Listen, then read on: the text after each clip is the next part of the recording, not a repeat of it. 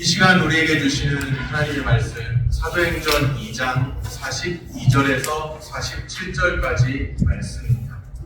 신약성경 190쪽입니다. 그들이 사도의 가르침을 받아 서로 교제하고 떡을 떼며 오로지 기도하기를 힘쓰니라. 사람마다 두려워하는데 사도들로 말미암아 기사와 표적이 많이 나타나니 믿는 사람이 다 함께 있어 모든 물건을 서로 통용하고 또 재산과 소유를 팔아 각 사람의 필요를 따라 나눠주며 날마다 마음을 같이하여 성전에 모이기를 힘쓰고 집에서 떡을 떼며 기쁨과 순전한 마음으로 음식을 먹고 하나님을 찬미하며 또 온 백성에게 칭송을 받으니 주께서 구원받는 사람을 날마다 더하게 하시니라. 아멘.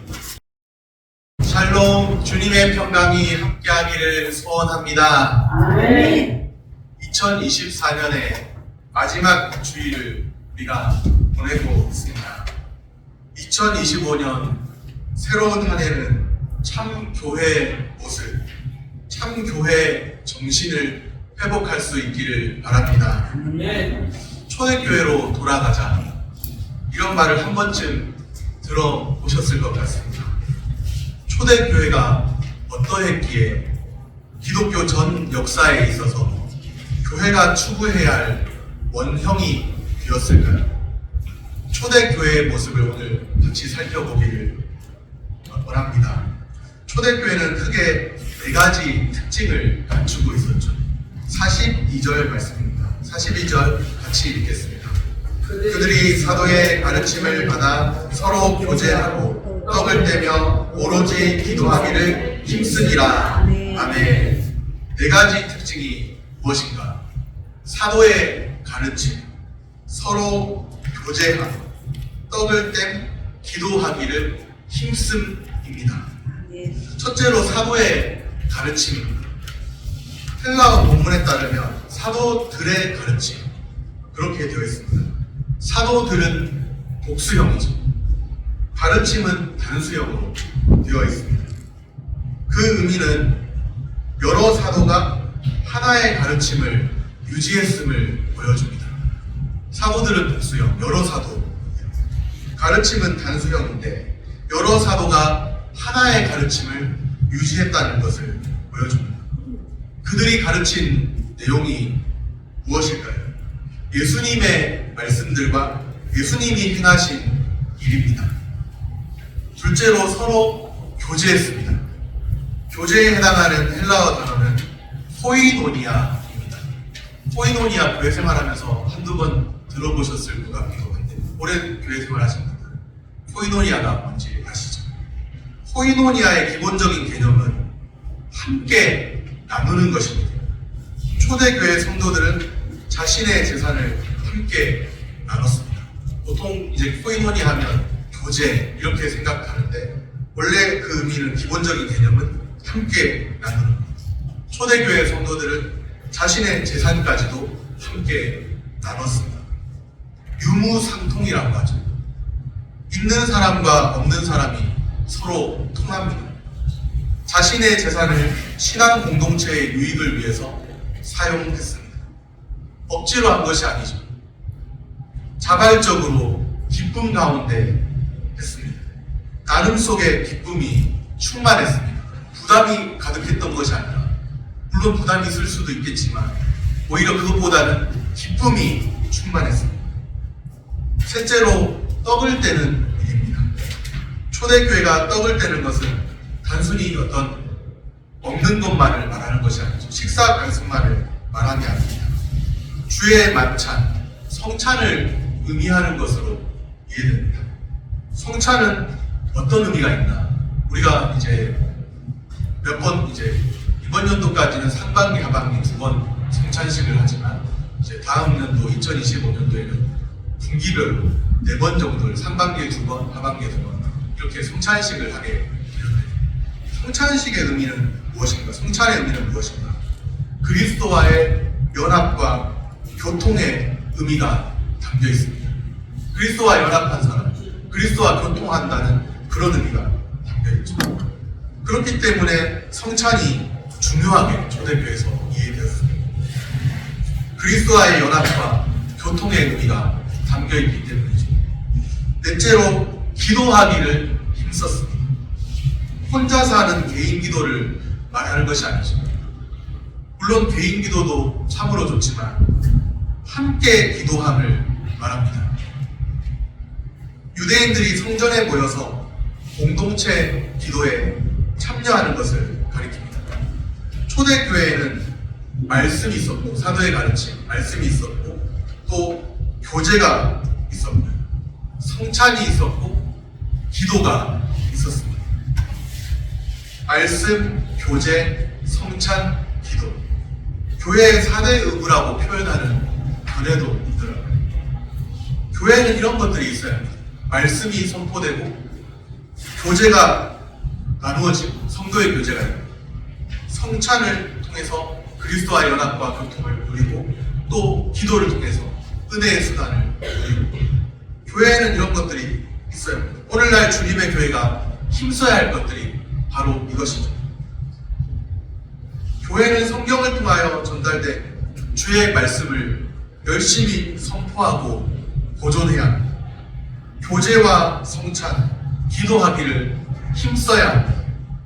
우리가 힘써야 할 일들, 교회를 함께 이루어가면서 우리가 힘써야 할 일들이 무엇인지를 더욱 생각해 보시기를 바랍니다. 초대교회의 모습을 더욱 구체적으로 살펴봅니다. 초대교회는 각 사람의 필요를 따라 나누어 주었습니다. 45절 말씀입니다. 또 재산과 소유를 팔아 각 사람의 필요를 따라 나눠주며. 참 쉽지 않은 일이 초대교회에 있었어요. 초대교회 성도들은 자신들의 재물을 팔아서 나누어 주었습니다. 초대교회 성도들이 자기 재물을 팔고 물건을 서로 통용하는 기준이 있습니다. 그 기준은 각 사람의 필요를 따라입니다. 사회적 지위 고하에 따라 나눈 것이 아니죠. 인종이나 민족과 상관없이 필요가 생기는 대로 나누어 줬습니다. 각 사람의 필요를 따라 나누어 준 이것은 청지기의 정신을 보여줍니다. 성경은 사유재산을 인정합니다. 다만 이때 초대교회 때 일어난 일은 성령의 역사 가운데 자발적으로 나타난 재산의 공유였습니다. 이것은 독특한 경험이죠. 우리는 여기서 재산의 공유에 주목할 것이 아니라 재물관, 물질관이 변화되었음을 볼 수 있어야 합니다. 재물관의 변화가 있었습니다. 재물은 하나님께서 주신 선물이라는 것을 인정해야 합니다. 자기 소유로만 생각하지 말아야 합니다. 흘려보내야 할 것으로 생각해야 한다는 것이죠. 그냥 자기 소유로만 생각하면 내가 꼭꼭 움켜져야 할 것이지만 흘려보내야 할 것이라면, 하나님께서 맡기신 것이고 흘려보내야 할 것이라면 어떻게 적절하게 사용할 것인가를 생각할 수 있습니다. 하나님께서 맡겨두신 소유로 여겨야 합니다. 날마다 마음을 같이하여 모였습니다. 오늘 본문에 보니까 날마다 마음을 같이하여 모였다. 그렇게 되어 있죠. 마음을 같이하여. 여기에 해당하는 헬라어를 보면 한 마음으로, 그런 의미입니다. 한 마음으로 모였다는 거예요. 날마다 한 마음으로 모였습니다. 성전에서도 또 가정에서도 모였습니다. 한 마음으로 모였습니다. 오늘 우리는 날마다 한 마음으로 모이기를 힘쓰고 있는지 돌아보아야 합니다.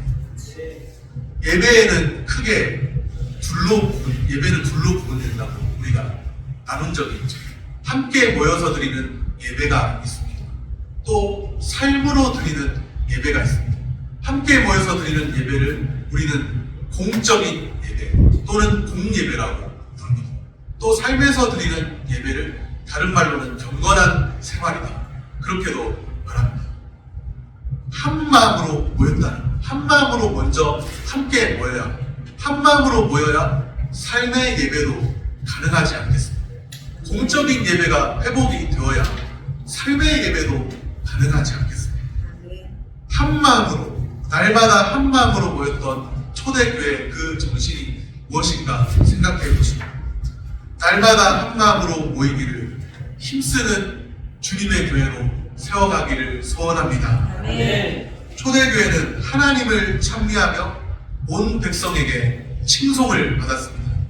오늘날 교회 현실하고 조금 다른 것 같아요. 우리는 하나님을 찬미하지만 다른 사람들에게 교회가 욕을 얻어먹고 있기도 때입니다. 그러나 이때 초대교회는 하나님을 찬미하며 온 백성에게 칭송을 받았습니다. 47절 말씀입니다. 우리 47절 같이 읽겠습니다. 하나님을 찬미하며 또 온 백성에게 칭송을 받으니 주께서 구원받는 사람을 날마다 더하게 하시니라. 아멘. 이제는 진정으로 교회가 복음의 본질로 돌아가야 할 때입니다. 이제는 교회가 다시금 새롭게 갱신해야 할 때입니다. 교회의 이미지가 다시금 새롭게 회복되어야 할 때가 아닌가 생각합니다. 다른 것에만 마치 예배가 아니라 쇼처럼 예배하고 이벤트처럼 어떤 그런 행사만 하고 그럴 것이 아니라 어떤 책에 보면 제목이 참 자극적인데요. 예배인가 쇼인가 이런 제목이 있어요. 그 정도로 교회가 복음의 본질과 예배에 집중하기보다는 마치 쇼를 하듯이 마치 이벤트 하듯이 그렇게 행해 왔다는 것이죠. 그렇기 때문에 많은 사람들이 실망하고 코로나나 좀 어려운 일들이 있을 때 돌아서 교회에서 이탈하고 이런 일들이 있게 된 것이죠. 이제는 복음의 본질로 돌아가야 할 때입니다. 말씀으로 돌아가야 할 때입니다. 교회가 주님의 말씀으로 돌아가서 세상에 빗댄 사명을 수행해야 할 때입니다. 교회가 이제는 회복이 되어야 해요. 이미지를 회복해야 돼요. 다시금 갱신해야 해요. 하나님을 찬미하며 온 백성에게 칭송을 받을 때 많은 사람이 주께로 돌아오게 됩니다. 나도 저 사람들이 믿는 그 믿음이 무엇인지 알고 싶다. 그런 마음이 있었던 것 같아요.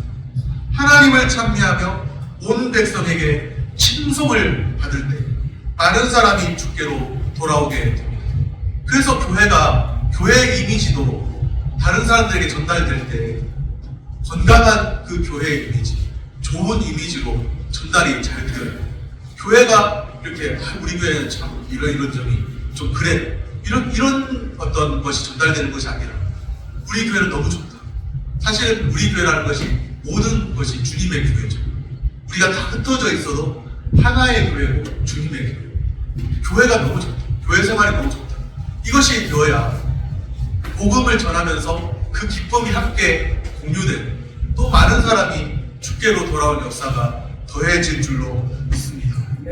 하나님을 찬미하고 온 백성에게 칭송을 받는 일들이 우리 가운데 일어나서 많은 사람이 주께로 돌아오는 역사가 있게 되기를 소원합니다. 주께서 구원받은 사람을 날마다 더하게 하시니라. 우리 교회에도 주께서 더하시는 생명의 역사가 있기를 소원합니다.